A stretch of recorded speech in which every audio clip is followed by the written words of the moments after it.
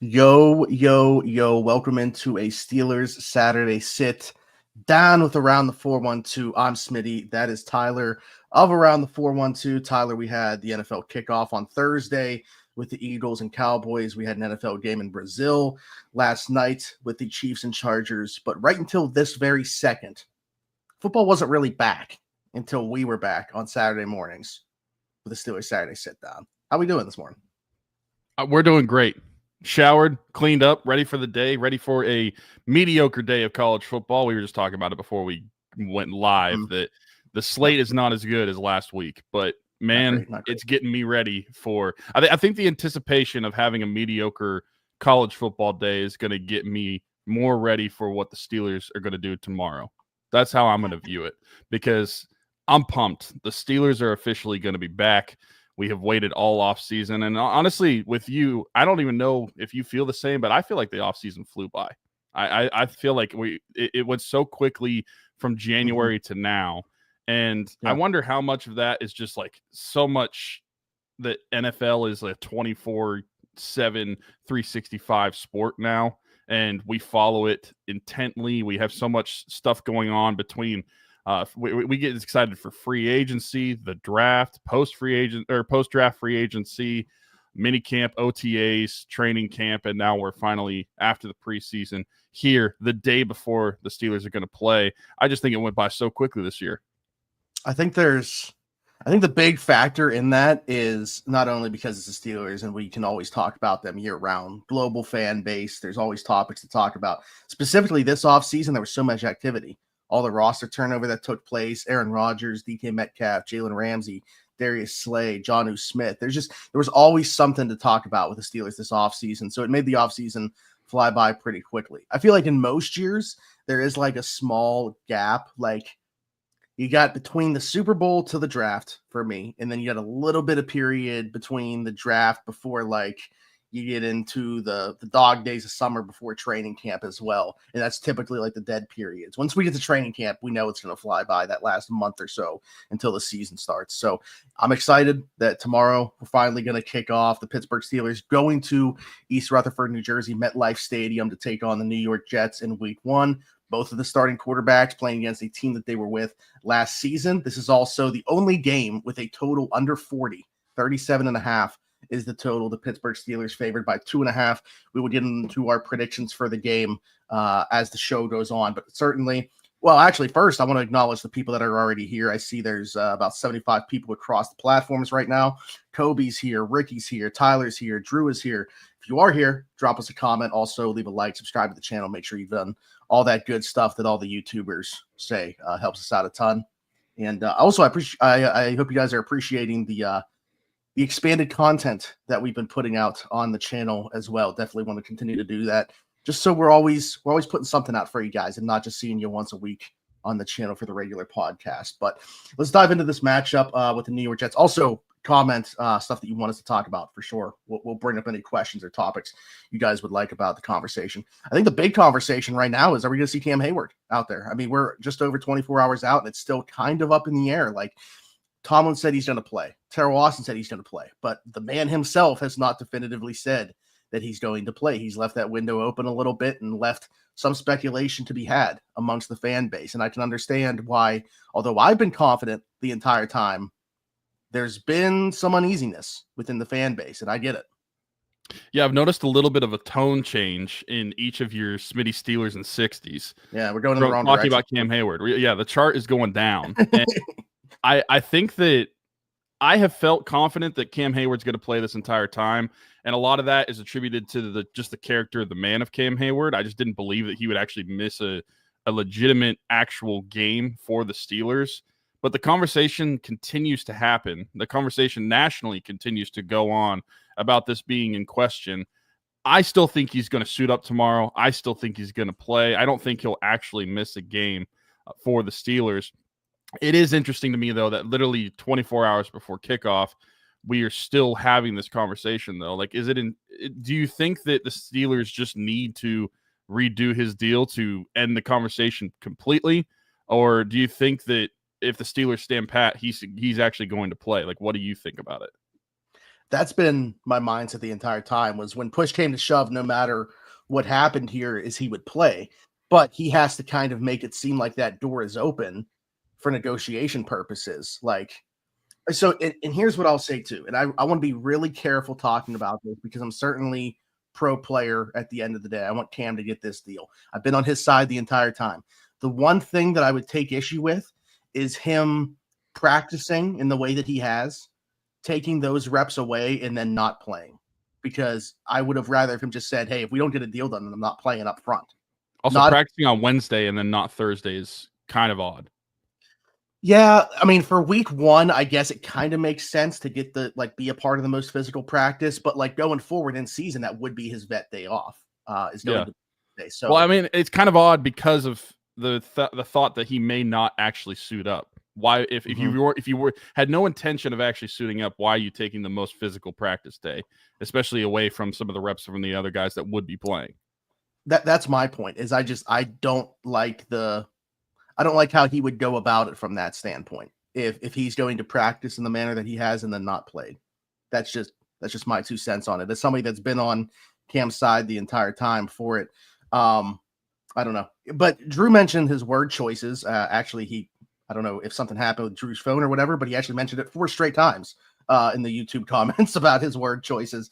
But he dropped above that about like retiring. Why am I worried that he would retire if he's not paid? The words he chose were weird. Yeah, he mentioned like having, some tough conversations with his family and stuff like that. If push came to shove, I don't know. I don't know what to make of this, to be honest with you. It's gotten to that point. If I don't get paid more, I'm going to make less money by retiring. That logic doesn't make sense to me. I mean, that's just where I guess like principle comes into play. I can't. Sure. I can't try to guess how somebody feels about like standing on their business, like in what length that they would be willing to go to in order to do such. But here, my thing about this entire thing is nobody wins in this situation if he doesn't suit up. He doesn't win. The Steelers don't win. And I'm not saying the game. I'm just talking about from a perspective of this negotiation, sure, or whatever you want to call it.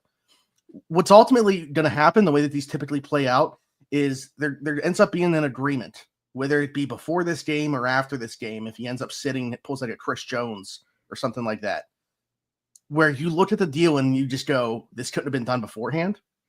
As a fan, we're going to look at it and be like, this is all that it took to get him back in the fold. Like that is this is how this plays out every single time that one of these happen. So and again, I'm not somebody that has changed my opinion of Cam Heyward, but a lot of people in the fan base seemingly have. So that has happened. And you've had people also, I think, look at the Steelers differently, and it's just so avoidable. You look at the amount of cap space they have. The only thing here is they don't want to set a precedent. I don't know. I don't think it's a bad precedent to set that we're going to need to take care of our guys when there's not guaranteed money left on the contract, when they just had the year that they had. And while I don't hear in the other side playing devil's advocate before you chime in here, I'm like, no, I got so many thoughts in my head. I see a lot of people talking about like he signed the contract. And if that's your thought process on this entire thing, it's not mine, but I respect everybody's opinion. I hope that you keep that same energy on the side of the teams as well. Because then I guess you should take issue with the fact that Cordero Patterson's not still on this roster, because they signed him to a contract and they didn't honor that. I won't take issue with it, and I'm not going to take issue with the other way around either. I was actually just going to bring that up. I feel like the narrative has shifted to where a lot of the Steeler fans feel like this is Cam Heyward's fault. And I guess if you want to blame him for wanting more money, then that's your prerogative. Go ahead. I think that he should be able to be deserving of a raise, considering the year that he has, considering the way that the NFL contracts work, where after guaranteed money, it's all fake and nothing really matters. So that's why I think that he's in the right beat to be able to do this. And that's why I think that the narrative from my perspective, if a deal does get done and why a deal has not get done yet, the blame of that falls to me predominantly on the Steelers. Because if it's that easy, if you have the cap space, you have the liquidity to make that happen, then what's the holdup? this has been your guy. It's been one of your guys for the last 15 years, one of the leaders on this team. He's given you everything. He's a Walter Payton Man of the Year award. I just don't understand why you are holding up over ultimately, like you said, when we see what an actual deal gets done, it's not even going to be an issue. And we're going to question, why did this not happen before the season? If he actually misses the game tomorrow to a deal where it could have gotten done in preseason, all the blame should go on the Steelers. And that's where I'm putting most of my blame right now, because I feel like this shouldn't even be that much of a thought. Revolving Blades mentions one thing here that I agree with and then disagree with. He said the timing is terrible on Heyward's part. The thing is, like, once this became public, yes, but this has been brought up apparently since February when the season first ended. He said he was going to go back to the table if he had the type of year that he thought he could have. And he did that, and then he went back to the table in February. So this has not been like something that was new. It was new information to us. This part, which I think plays into the like him practicing fully, taking reps away, and then not playing, is the only part of this that I take issue with. Because there are guys that are going to be put into a much larger role should he not be out there, that could have benefited from having those reps in practice and didn't. If he doesn't play, Isaiah Loudermilk was starting. Well, technically, Isaiah Loudermilk starting regardless because of Derek Harmon. They're not going to play. They don't play a ton in base, so like you're not going to see all three of Heyward, Benton, and Loudermilk. So yeah, you would see a lot more of Loudermilk. You would see a lot of maybe Daniel Ekuwale. You would see Y.A. Black. Yeah, I mean, you would see guys that you would not have seen a lot of otherwise. So I don't know. I don't want to spend a ton of time on this. This is not, because I want to talk about what's actually going to be happening for sure. Like, this is completely a hypothetical at this point. The other thing, though, that I want to mention, like, will he play, will he not play wise here, is Nick Herbig listed as questionable. I mean, to me, this is pretty significant. Just because like Sawyer didn't flash as a pass rusher in the preseason. I think I feel good enough about his ability to set the edge and defend the run. But in terms of a pass rusher, like, I don't know that he's going to give you much of, you know, when TJ and Alex need those breathers. And you got Alex, who didn't do anything in the preseason, missed a lot of training camp because of the injury that he had as well. So I don't know. Nick Herbig would be pretty significant. Now, he's looked good in the clips that we've seen and everything like that. I'm cautiously optimistic that he's on the right side of questionable. I think we got to remember now there is no probable tag. So there are guys that are going to be listed as questionable that like feel pretty good about. And hopefully Nick Herbig falls into that bucket, because I think they need him, even if it's just like playing like 15-ish snaps to give you something as a pass rusher in this one, to give guys some breathers. Yeah, I agree. Not that I don't have some confidence in Jack Sawyer, but like you said, my confidence is in other areas of the game, not necessarily a pass rusher. And I don't think that if Nick Herbig can't go a second tier of edge rusher between Jack Sawyer and then whatever they want to use with like Malik Harrison, if that's the route that they go, I'm not sure that they're going to be able to get a lot of pressure on the quarterback. And I don't think that you necessarily want to open up the season, where we talked about this offseason potentially playing the first team guys less when it comes to TJ Watt and Alex Highsmith, just to keep them fresher, more prolonged in the year. I don't necessarily you want to start the season by probably playing 90+% of the snaps, because you don't have on that depth field in week one. Yeah, in that field. Is that known as like the worst field in the NFL?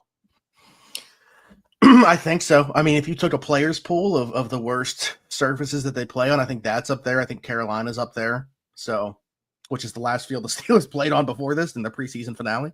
So, yeah, I mean, I think so. And that's why, like, looking at the depth they have, if they don't have Herbig, I just don't know how much you're actually going to be getting to the quarterback. Now, maybe they contain it in week one.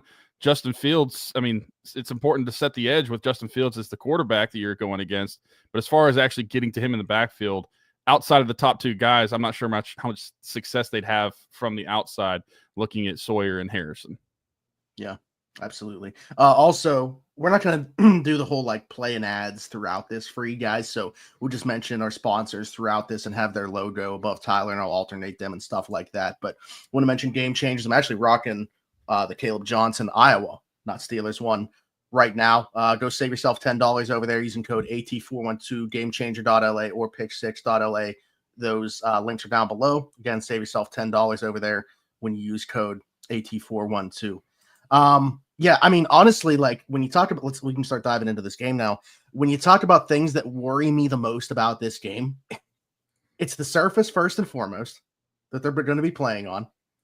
It's also supposed to be some rain in the forecast as well. Mm-hmm. That does not bode well going along with the surface. And it's the element of the unknown. I mean, this is a brand new coaching staff coming over from the Detroit Lions. We've talked about how I don't necessarily think it meshes all that well with what Justin Fields does well. So I'm like very curious as to what Tanner Engstrand builds in terms of an offense around Justin Fields. So I mean, the element of the unknown. If you're just talking about the Jets, take the field, take the weather out of this. I don't know what the Jets team is going to look like, how they want to play. Like I have a pretty good idea. Obviously, we know that they're going to want to run the football. Justin Fields is your quarterback. You got Breece Hall, Braylon Allen in the backfield. You got a pretty good defense on the other side. They probably just want to run, get a lead, and lean on that defense. But like, there's just that element of the unknown because it's a brand new coaching staff.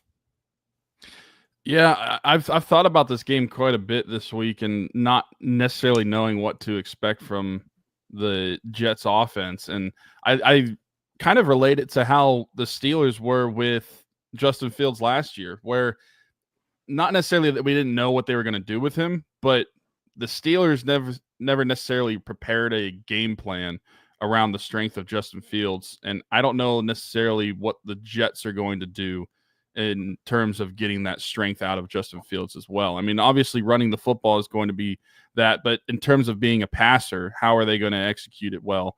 And then, yeah, their defense is solid, but at the same time, like I think that there's areas you can exploit it as well. And the Steelers are going to want to run the football in this game. I'm curious to see how the offensive line performs against the Jets defensive line, but I think that that's going to be a good matchup is the trenches of this game, seeing how the offensive lines on both sides of the football, because you got even without Cam Heyward, I would say you still got a really good defensive line from the Steelers, and you got a few young tackles on the Jets, and they're missing Elijah Vera Tucker this week, so they're going to be without him. And then on the flip side of that, you got young tackles on the Steelers, and you got a decent front for the Jets. And I think that that's going to be the story of this game, probably why it's going to be a lower scoring game, not only just because the offenses tend to put out a lower output, but I think that you're going to see a lot of clogging happening in the trenches and in the middle of the field. I don't think it's going to be a pretty football game to watch. Like if you don't have a rooting interest in either side, I don't know that this is the one that you're picking to watch around the league, especially with so many games in the 1 o'clock slate. Before the Elijah Vera Tucker injury, I had highlighted specifically the tackles against the edge rushers from both sides. I mean, Watt and Highsmith and Herbig going up against Olafashanu, and they just spent a first-round pick on Armand Membu as well. Like, they've invested in those tackles, high draft capital. And then on the other side, obviously, you got Troy Fautanu coming back from his injury and Broderick flipping sides, going against Will McDonald and Jermaine Johnson from the other side, who are really good edge rushers themselves. And Will McDonald beat up Broderick last year in that matchup. So I'm curious to see, like, if they go back and watch that and say he's going to, kind of travel with him, if he'll flip sides with Broderick going on the left side and will rush primarily over the left tackle, or what the plan is going to be there. They might change. I honestly, I don't know. I don't know how they deploy their edge rushers, if they'll flip sides like on that. On the Jets defensive roster on their depth chart, Will McDonald is listed as the left side defensive end anyway. So he'd probably be over him from the start. I gotcha. Okay. So, I mean, that's definitely something to watch for me, but like you mentioned the interior, and we can get to this when, we give some of our bold predictions and stuff like that, but no Elijah Vera Tucker is massive to me. I mean, the quickest way to the quarterback is obviously through the interior. I think they're going to be able to collapse that pocket without him. There's going to be a lot of moving pieces on the interior now with Joe Tippmann and whatever they decide to do there. Josh Myers, if it's him coming into play center and Tippmann to guard, or whatever the plan is going to be for them. I don't like the situation I don't like the situation for the Jets offensive line, specifically the interior. And I like those tackles, but like Membu's welcome to the NFL as TJ Watt. I'm skeptical on what that's going to look like right away for him. So I think that's the matchup to watch for me on both sides, is those tackles versus edge rushers. Yeah, absolutely. You've got a lot of young tackles versus those effective edge rushers. I mean, Jermaine Johnson, Will McDonald, they are a good pair. A couple first-round picks themselves in 22 and 23, I believe. So like that is going to be a good battle. But I think that where it's going to be won for the Steelers, like you're talking about, is that interior. I think that Keanu Benton is going to eat up Josh Myers if they do intend him to be the center for the Jets on Sunday. But I think that that's where the fault of the offensive line for the Jets is going to be, is in that interior. And I think that that's probably why they're going to keep to the outside in their run game, and why setting the edge and maybe having Jack Sawyer in a game like this will be important too, because I think for how much they're going to run the football, I don't know how much success the Jets are going to get from that in between the tackles. And that's been the strength of the Steelers defense in the run game, is in between the tackles anyway. You might see a lot of outside stuff in their offense, and then you might see a lot of keepers and seeing Justin Fields scramble as well. So I think the battles are going to be even enhanced more by those tackles and edge rushers, because you're going to see a lot of setting the edge if they're able to do so, and seeing some success on the outside from the Jets offense as far as the run game goes, how they're going to have to find it against the Steelers. But that's where I think that the most of the battle is going to happen. Neither team, at least up to this point, I know it's week 1 for the Steelers. I'd love to say that they're going to have a big passing week, but I still feel like they're going to find their success on the ground. It's game 1 for Aaron Rodgers. I don't want to set the expectation too high as the passing game goes, but I think that you are going to see a ugly football game. You are going to see two teams that are going to want to run the football to have success. And maybe the Steelers do pass the football more to find more success in the run games during this game. But like you, I think it's just going to be a ugly stalemate of a game, low scoring. I don't think the Vegas is getting it wrong. I know Drew in the comments said life's too short to pick the under, but if I was betting, I would be picking the under in this game as well. Tyler, I want to bring up Tyler's point here. I want to see Tyler now. It's rushing through the interior gaps on occasion to switch things up. I think that's a great point too. You know, I mean, he didn't say this specifically, but also just like having the 3 edge rusher packages. Again, you need Herbig, in my opinion, to really be able to get the most out of that. Sawyer could be on out there on the edge as well, and maybe having TJ rush right over the center or doing whatever. Maybe it's out in that situation. You know, how much are we going to see? There's a lot of talk about TJ rushing on the other side. How much are we going to see him over the left tackle in this one? Again, like I think people maybe made too much about that conversation. Like, okay, you're asking the running back to flip position to help, or the tight end to move across the alignment to chip him. Like, it's not that hard to, whether it's the right or the left side. It does give you more versatility in terms of like, okay, where's TJ lining up this play? But I think people made maybe a little bit too much of a discussion about the idea that he doesn't. So I'm more curious to see him, like Tyler's mentioning here, rushing over the inside. So hopefully we do see that to a degree. The DK Metcalf Sauce Gardner matchup, I think, is one to watch as well. Now, Sauce is a guy that, like, up to this point, isn't a guy that traveled with ones. Like, he just kind of had his side and would stay there. They obviously had DJ Reed on the other side, who's a pretty good corner previously. But now, with Steve Welch coming over, runs a lot of man, runs a lot of cover one, I think Sauce is going to travel now. That's at least in my mind what's going to happen with the Jets defense. That's like a big switch that I'm kind of anticipating takes place. So I think DK and Sauce are going to be going at it a lot in this game. And again, even though we're not expecting like a high volume passing attack, I think the Steelers want to use the pass to set up the run, and you're going to need an explosive or two. And that's where DK Metcalf, even though he's not a super well-rounded receiver, what he does really well once he gets the ball in his hand and it creates those explosives. Yeah, saw that look. That can open up the run game, I think, in a way that the Steelers need it to. So take the top off and then be able to lean on Jalen Warren, Kenny Gainwell, Caleb Johnson, which we can talk about that backfield trio in a second. But your thoughts on that?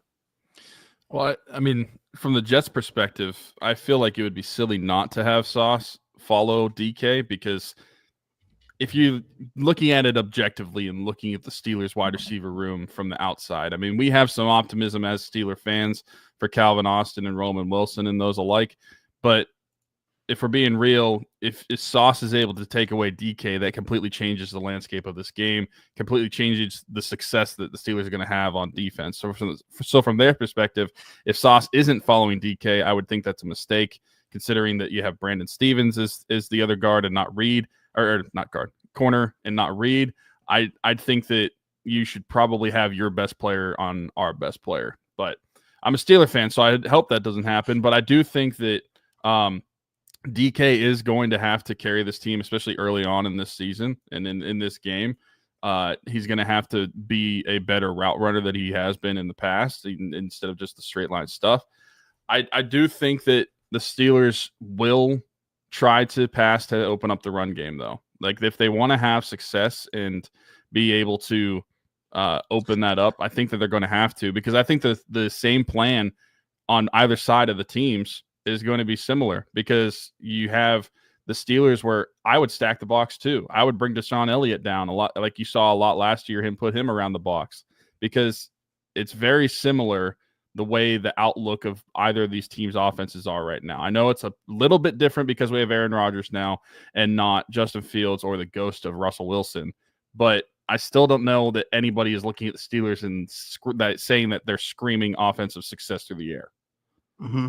Well, and you're talking about, like, just with, I think when you talk about using the pass to set the run, you don't necessarily have to be super effective in terms of that for the play action to work. But if the Steelers want to run play action, that's where the tackles come into play for me. Like, them having to be very good and keep Rodgers upright to let those plays develop. I think that's where they're going to have to take a leap, because Rodgers in general gets the ball out super quick, but play action takes a while to develop. So that could be where those tackles get tested more than anything else, is when this team wants to do some stuff in terms of play action to take those shots.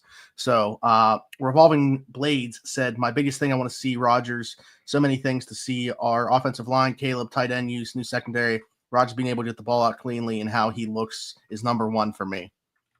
I mean, that should be the straw that stirs this drink, right? I mean, we feel very good about the defense. Aaron Rodgers, what version of him is he just going to be?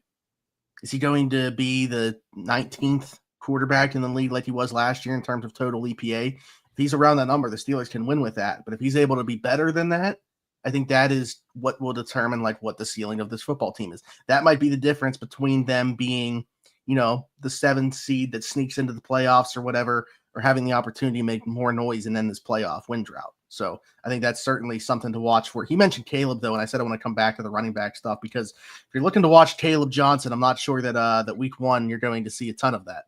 I really feel like right now, I know the depth chart came out and people were like, you don't have to look at that to go based off that. I really think he's taken a major back seat here early on. I think you're going to see a ton of Jaylen Warren. I think you'll see Kenny Gainwell get like a drawn up touch or two, just to get him the ball out in space. Yeah, I'm not even sure to be as a running back. Like, he might get used as a receiver the way that they were using him in training camp and stuff, just have him running routes.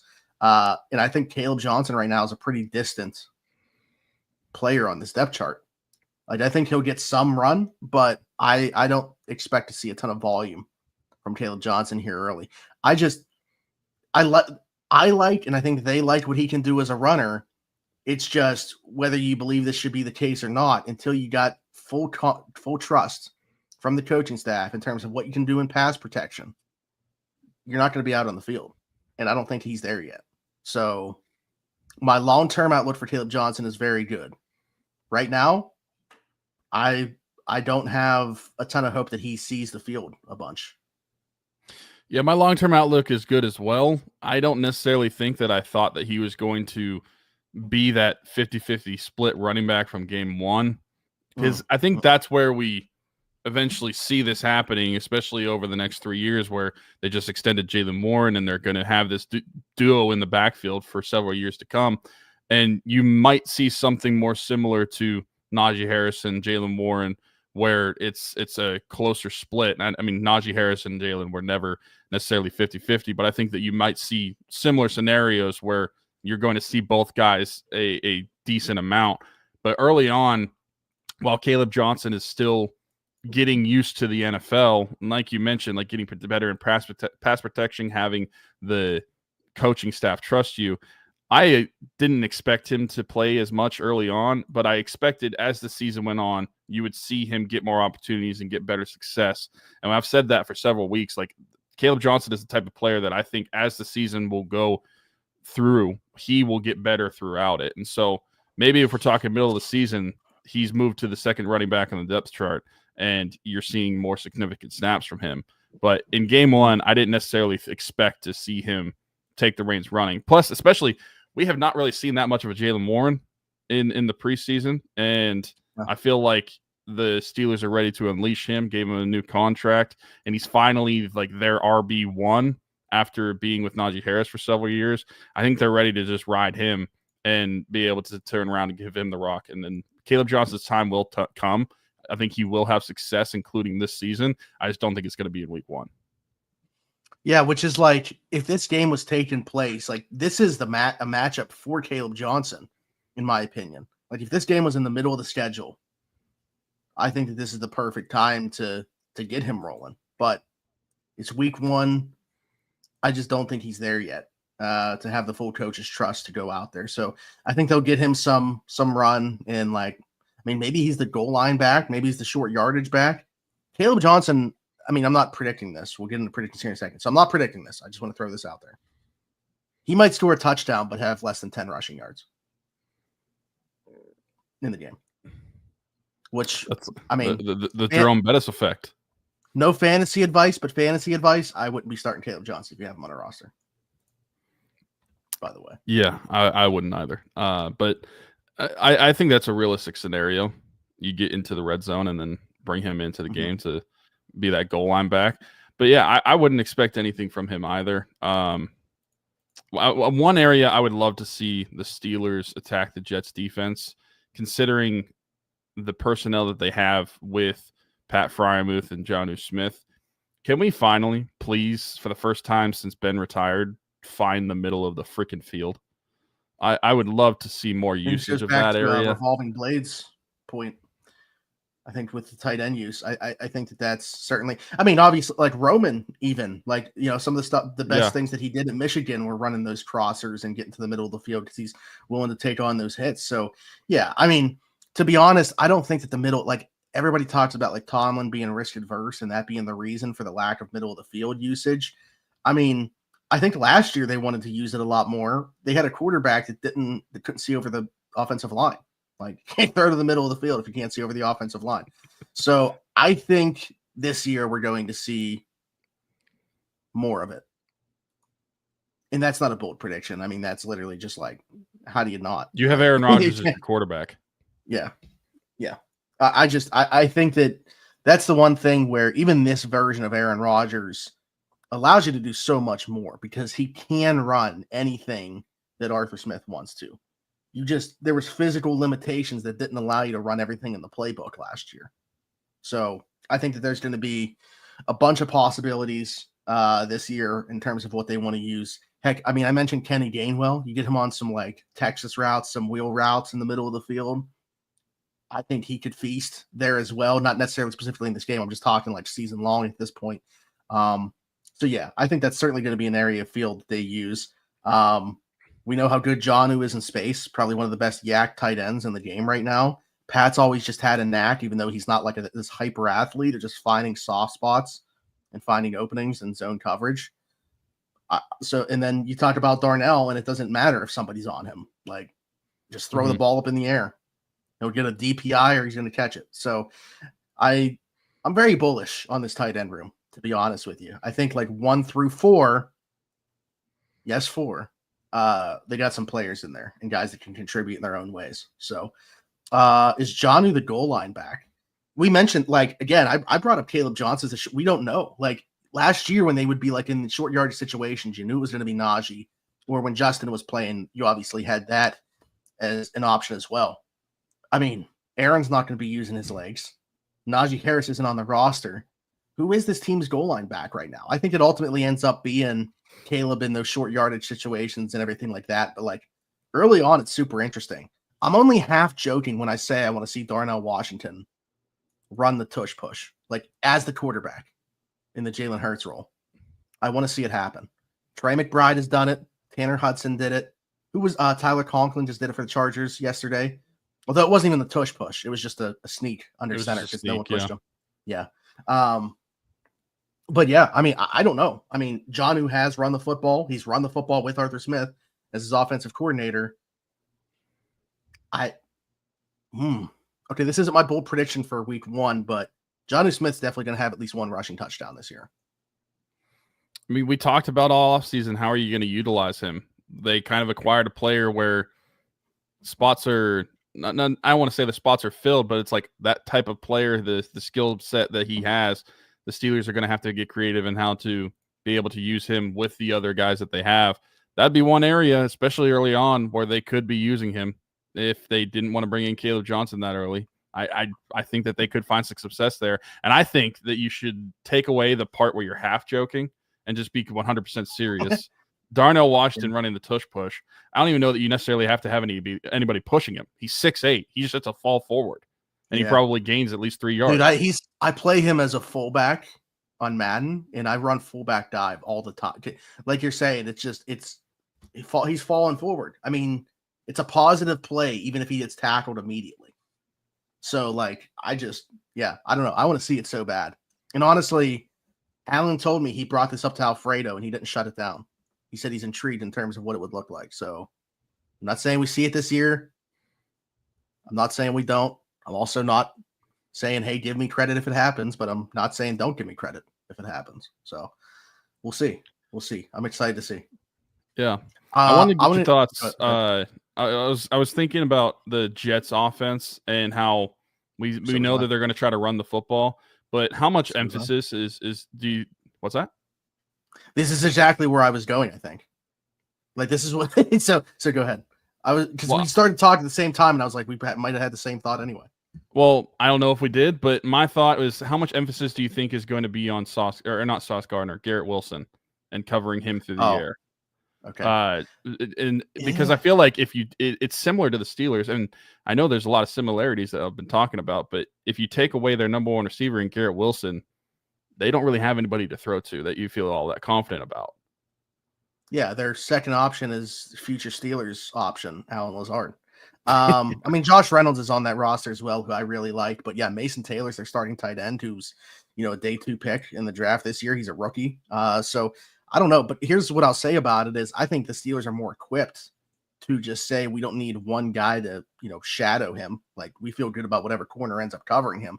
And so we weren't going in the same direction, because I thought where you were going to go with it was in terms of how much they want to run the football, how much better equipped the Steelers are to defend the run, because they have a nickel defender that doesn't have to come off the field in Jalen Ramsey. Yeah.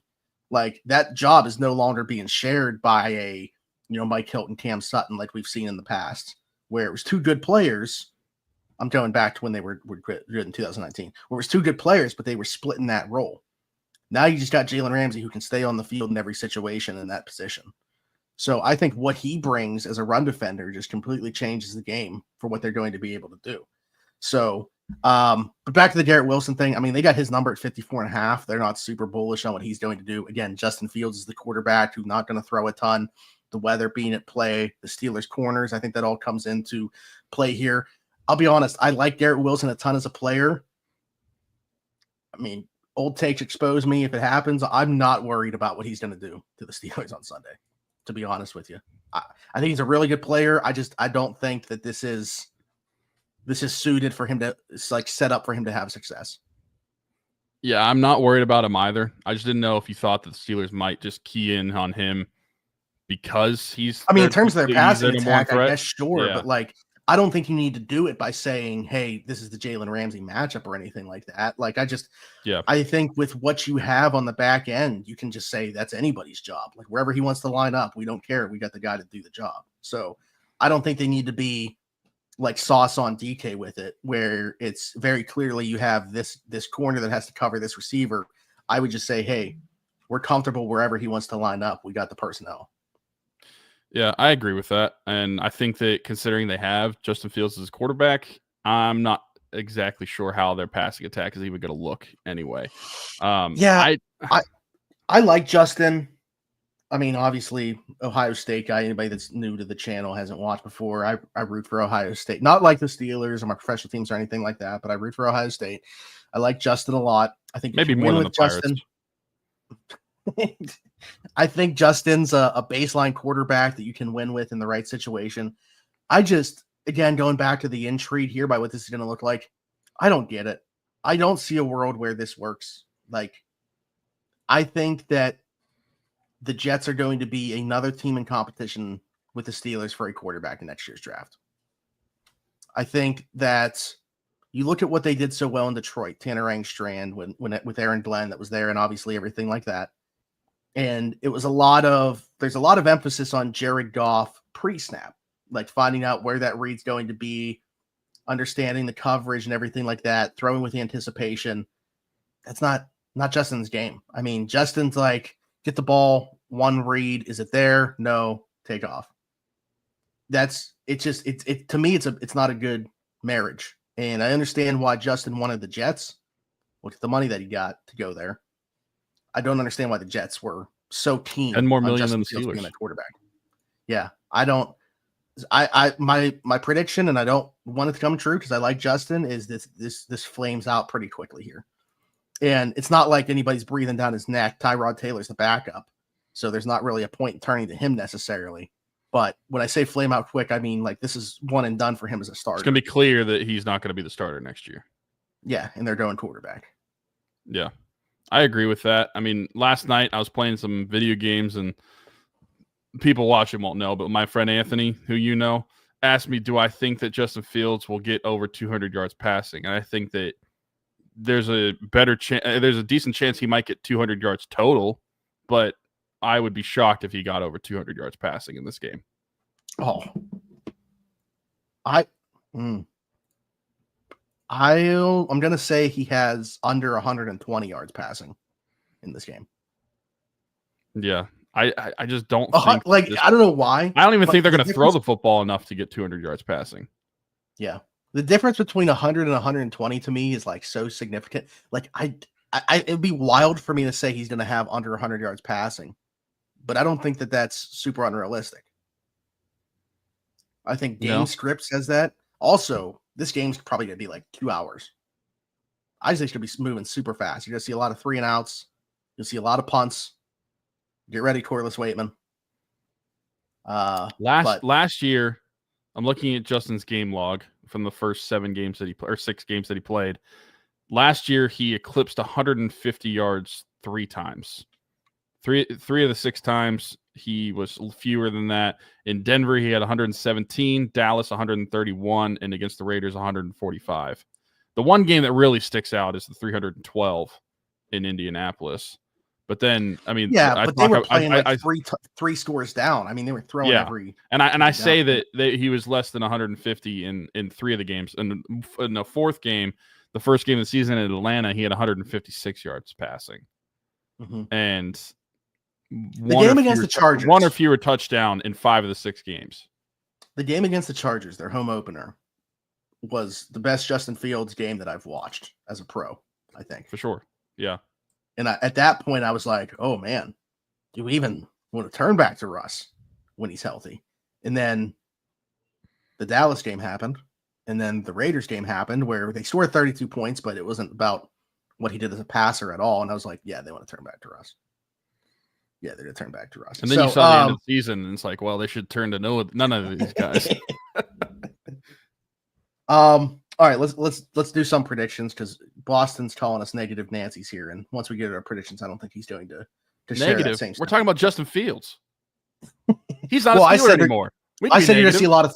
I said you're going to see a lot of 3-and-outs and a lot of Corliss Waitman, so that might be the part that he was responding to there because I do think the Steelers are going to get out to a slower start.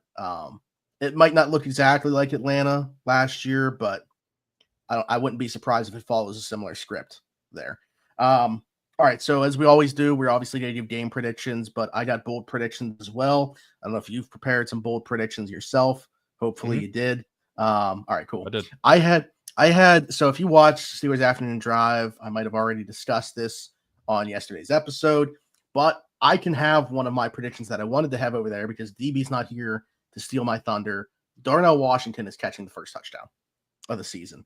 Right now, anytime touchdown scorer plus 1,900. First touchdown scorer plus 3,300. I love this bet. Aaron Rodgers has been talking him up a ton. If they get into goal line position, I think he's going to be the guy on a fade that they look to. Darnell Washington, to me, I think best value out there in terms of a touchdown score for the Steelers. Honestly, second would probably be, I know Tyler mentioned this earlier, if I was picking a second guy just because of the odds that I can get him at, like likelihood, he wouldn't be my second choice. Roman Wilson, I think, would be the second bet that I would make if it was on a Steeler to score a touchdown just because of the odds. Yeah, that's a good shout. Is that, are you done? Or do you want to? Did you do one for each side, or what'd you do? Yeah, I have one for each side. And I have I have one for each side, and I have an overall game one. I guess I technically have 3 predictions and then a score. So offensively, I did say that I was actually going to say Roman Wilson is the person that I think is going to score. I don't necessarily think he's going to necessarily have the first touchdown, but I think he will score in this game. He will open up the scoring for the receivers in this game. You know how that's like the reaction on Twitter is going to be awesome because everybody's going to think that just totally puts to bed the conversation about wide receiver 2 instantly. Even if he only has like 2 or 3 catches in the game, but one of them's a touchdown, he's going to have 2 catches for 26 yards and a touchdown, and all of our wide receiver problems are gone. Yeah, I mean, I don't know. As time has gone on here, I'm more and more confident about Roman being a contributor. Again, my question is just about, do they have all the archetypes that they need in the receiver room more than anything else? I think they're missing that other bigger body guy. I really do. And I don't know that it's going to like rear its ugly head early, but I think as time goes on here, they're going to need to do something.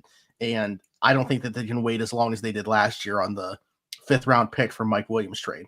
So we'll see how things evolve there. All right, defensively, I'll let you go first on this one just to make sure, like, we're not stealing each other's thunder or anything like that. Defensively, I think that the Steelers are going to get a turnover from Jalen Ramsey in this game.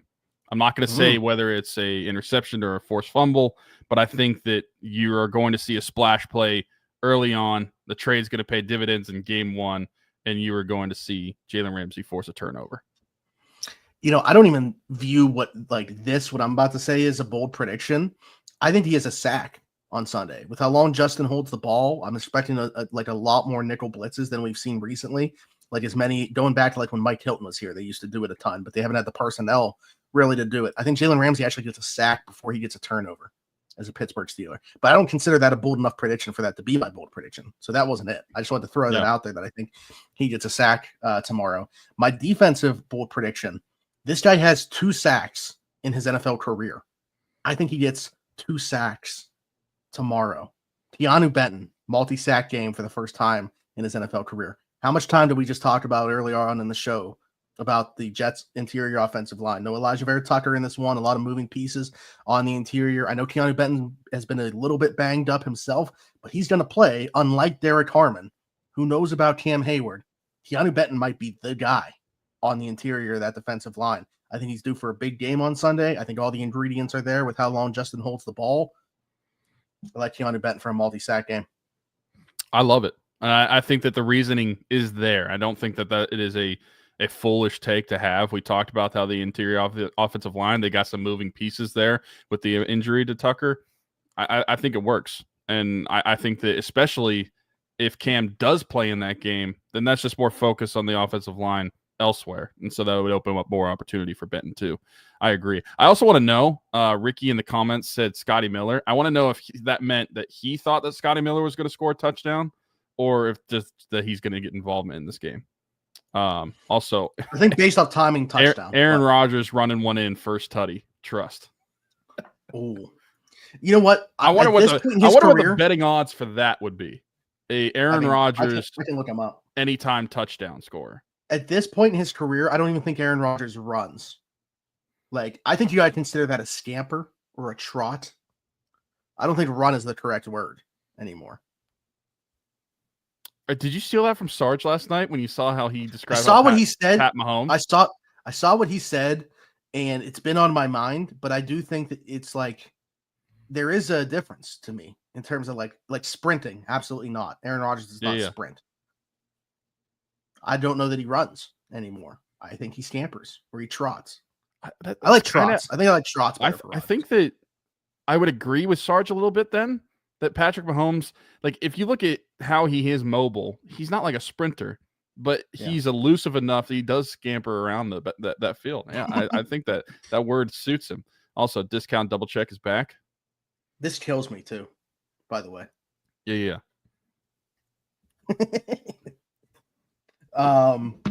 But all right, you said you actually have an additional one though. Yes. I think that, and I went back and looked, and I don't think that in terms of season by season, this is necessarily that bold of a prediction because it's happened several times over the past several seasons. But I think that the Steelers are going to open this game with an opening drive touchdown. Even though I still have a lower scoring game, I think that they open the game with a touchdown. Aaron Rodgers, anytime touchdown score, so this will be on the ground, like the passing doesn't count here, plus 1,200. First, plus 4,000. I don't know how plus 1,200. I am shocked that it's plus 1,200. I would think that it's at least 2K, 2,500. Like, this guy is not going to move. They're not going to be running the push tush with Aaron Rodgers. It is wild to me that Darnell Washington has worse odds to score in this game than Ben Skowronek. I mean, he's below everybody besides Rodgers, Sermon, and Connor Heyward that are going to play in the Steelers. Yes, Boston. I mean, well, Mahomes, but yeah, I guess both technically. Also, I was reading Boston's comment. Who did you say is below? Who? Darnell Washington has like amongst the worst odds of anybody. He's below Skowronek for his touchdown odds. I think just because he should be the number one red zone target, that his odds should be higher pretty much every game. The Steelers should utilize him in the red zone. He's only above Aaron Rodgers, Trey Sermon, who's not going to dress, and Connor Heyward amongst players listed here. To me, that's just great value then. Yeah. But I don't like the plus 1,100 for any time touchdown because you can get it way better numbers literally everywhere else. So it's like plus 1,900 in other places. So Mike Peters Golf bullish on Aaron Rodgers passing total for tomorrow. Oh, 300. I'm like trying to think of the path for that. Just because, like, I don't think the volume is going to be there. Like, the amount of explosive plays they're going to have to make in the passing game for him to hit that number, to me. I think you're going to have to see a lot of yak from several of the receivers. You're going to have to see some deep balls by DK. I don't know. I don't know how this path works, honestly, to get to 300. You'd have to see a lot of yak, in my opinion, from the likes of like a Roman Wilson or Scotty Miller, plus some hit deep balls for DK. And then if he's getting 300 plus yards, like I don't know that they're necessarily going to throw the ball enough to hit that number because I think they're going to run it so much. I agree. Boston's going to talk about negative Nancy's again here, but I actually think he's going to be below 200 passing yards. And that doesn't mean he's going to play bad. I just don't think that the volume's going to be there. Yeah. I mean, I think that the Steelers could get through this game where Aaron Rodgers throws the ball less than 20 times. Yeah, I agree. It's going to be raining. It's a MetLife Stadium. Like the Jets defense is good. Like that's the strength of their football team. Smitty under 200. Yeah. He threw for 280 last year, with how much of that coming in the second half once they were down by multiple possessions against the Steelers? I think we have a Jets fan in here. What Rodgers do you think we're getting as Steelers fans? Not quite as good as the second half of last year, Rodgers that we saw. Also, nowhere near as bad as the first half of last year, Aaron Rodgers, somewhere in the middle. I think he'll be somewhere between the 15th to 20th best quarterback in the NFL this year. I think that's a fair take. I think that you're going to see better quarterback play, and I know you probably haven't watched our shows because sounds like you're a Jets fan, but we both have basically at least just hear all the time. Yeah, you're probably going to get better quarterback play from the Steelers than you've gotten in the past several years, and we've equated it to probably since 2018, where Ben passed for 5,000 yards. We're not saying that Rodgers is going to do anywhere close to that, but since then they had rookie year Mason Rudolph and Duck Hodges. They had post-injury Ben. They had retirement year Ben. They had Mitch Trubisky and Kenny Pickett, and then Mitch Trubisky, Kenny Pickett, and Mason Rudolph all in the same year, followed by Justin Fields and Russell Wilson last year. I don't think anybody is thinking that the bar is that high to get better quarterback play. I think Aaron Rodgers, despite being the 42-year-old, is still good enough to be able to get more quarterback play out of the Steelers than what we've seen the last 5 years at least.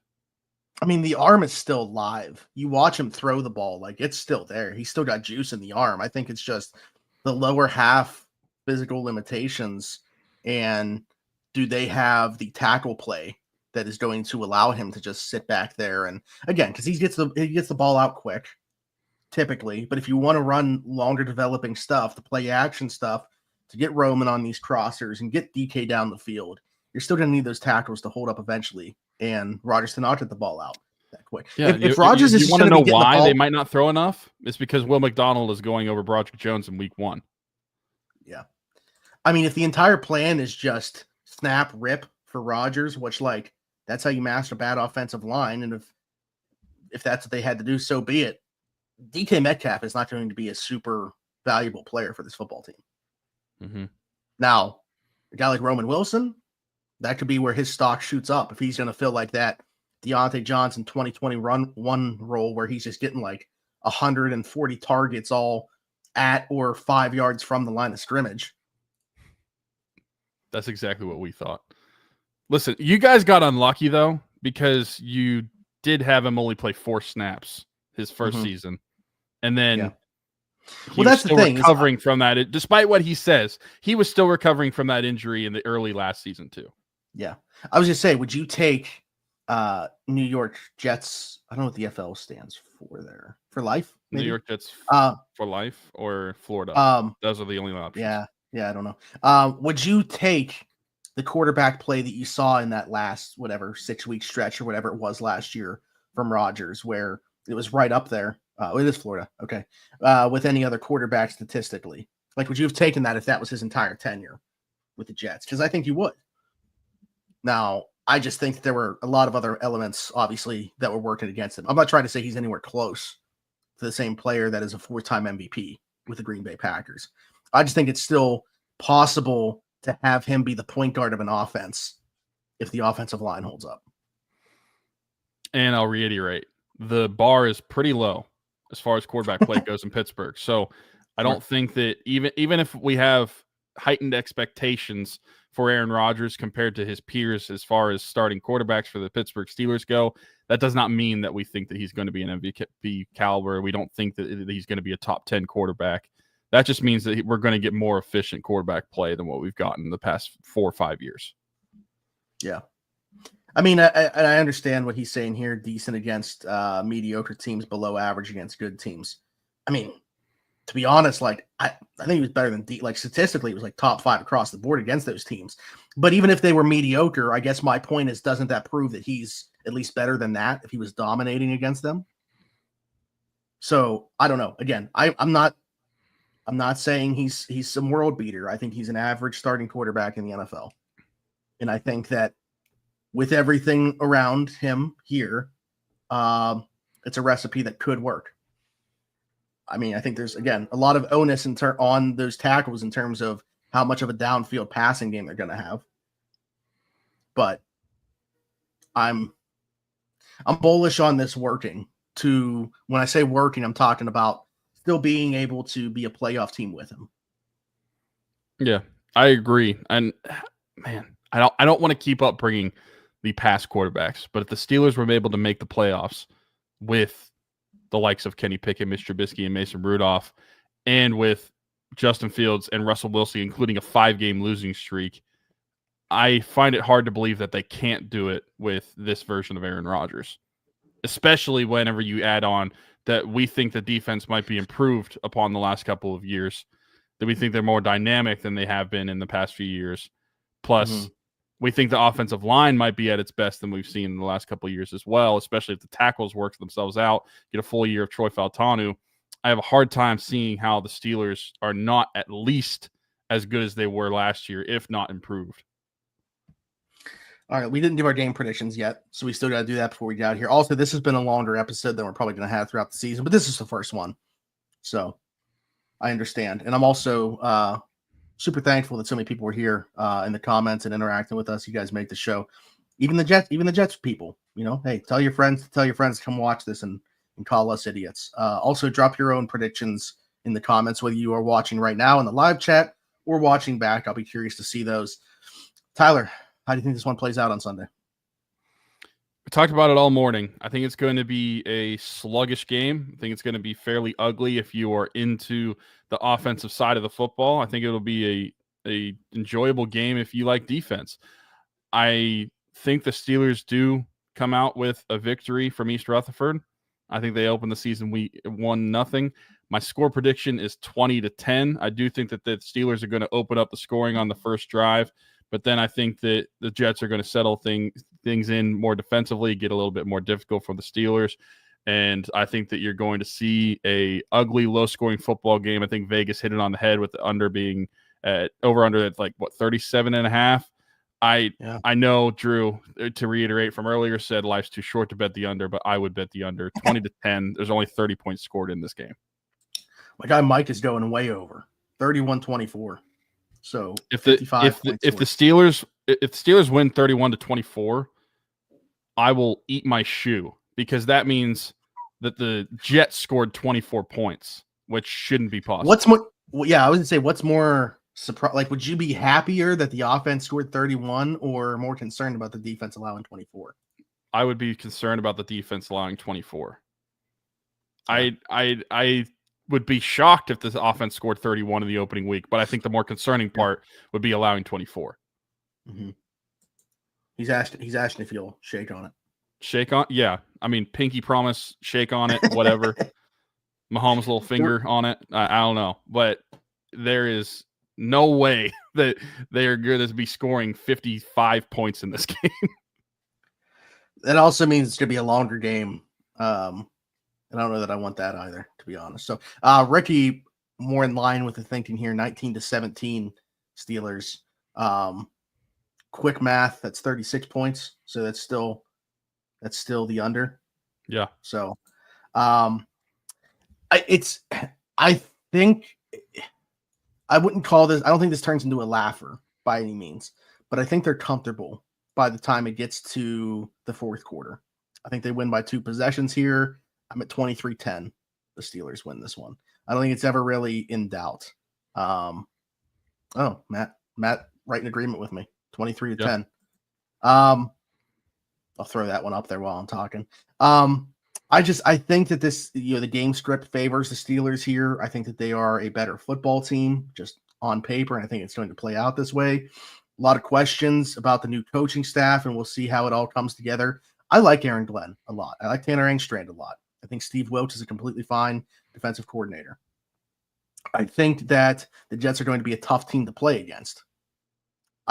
In week 1 here, I think the Steelers get the better of them, and they're able to exploit some of the things that I think are going to be season-long weaknesses for the Jets. I like it. We're not that far off then. 23-10 and 20-10. Boston's got 27-16 here. Again, too rich for my liking. He's also got Muth, DK, and Warren touchdowns. Mm-hmm. 27-13 from Tyler. Steelers with the aforementioned Roman Wilson, 50 yards and a touchdown. I want to know how the Jets fan in here, my guy, NY Jets, Florida, feels about how this game is actually going to play out. He mentioned the game is Glenn and Wills versus Arthur Smith. I mean, yeah, I'm curious as to how much that defense changes from what the Jets have done in the past. Again, Sauce, not typically a guy that has traveled with ones. He's kind of stayed on his side, and whatever receiver's there, he's locked up. But in Steve Wilkes' defenses, heavy man coverage, a lot of cover one. I'm curious to see how that plays out. Front seven will dominate. I'm assuming this meant to be, offensive line. I really like the Jets defense as a whole. Certainly like what they got up front. And I feel super comfortable about two of the spots on the offensive line, and Troy Fautanu and Zach Frazier. And we'll see about everything else. I certainly don't think that the Steelers are going to be bullies up front in this game on the offensive side, and that's how they win this one. I'm not saying that. I think it's more or less a stalemate for a lot of the game between the trenches on both sides of the football. That's what I was reiterating early on. And I think that the team that wins the most of those matchups are going to be able to win this football game. But either side of the football, Steelers D-line versus Jets O-line or vice versa, I think that's going to be the key to this game is winning those matchups. And polar opposite quarterbacks in terms of their ability to take care of the football over their careers. Justin Fields turns it over. Aaron Rodgers does not really do that. A turnover in this game could be the difference between winning and losing. I was wondering why we were getting a college football comment here, but I understand now. I put 100 on college football picks. South Florida plus 18.5 and Illinois money line with Darnell anytime touchdown on ESPN. Believe the payout would be $5,000. All right. Well, so I know once that hits, we appreciate the sponsorship. we appreciate the what does YouTube call it? It's not a subscription.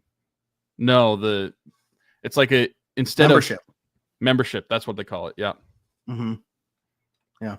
Appreciate the membership once that hits. And last thing I'll say, just to say something nice here. I mean, I feel like we've been cordial here with the Jets fan. Sherwood is one of my favorite players to watch in the NFL. The ascension there has been crazy. One of my favorite linebackers in the league. So as a non-Jets fan, I love watching him play. But all right, that should do it for here. We've already gone over what we typically do for a Steelers Saturday sit-down. So appreciate everybody being here in the live chat. Be sure to like, subscribe, hit that notification bell. If you would, best way of helping us out. This will go out on audio platforms as well. Not that you guys need to know if you were already here watching, but just letting you know. Also over there, you can leave us a 5-star review and subscribe. Much more content on the way. Excited to recap this game. Excited the football's back. Excited Steelers football is back. We've already got a couple NFL games under our belts, and I can't wait for the Steelers to take center stage. And also, let me know if you'll be at the home opener a week from tomorrow as well, because I will be. I don't know if we've ever talked about it on here, but I got Steelers season tickets, so I'll be there. I don't think we've ever mentioned that. I also don't think we've ever mentioned that you're pals with Pat Freiermuth. Oh, yeah, that's right. No, I don't think so. Hit us up on all platforms at around the 412 on all the socials. You can hit Tyler up, Weiler _ Teeks. Why was I struggling to say that? I was like reading off your name for some reason, even though probably because the name sucks. I made it when I was like a sophomore in high school, and I've never changed it. Weiler _ Teeks 33. I am Zachary Smith, PGH. We'll be back for obviously an Around the 412 Steelers show, but then again next week we'll have a Steelers Saturday sit down, and we'll see you then.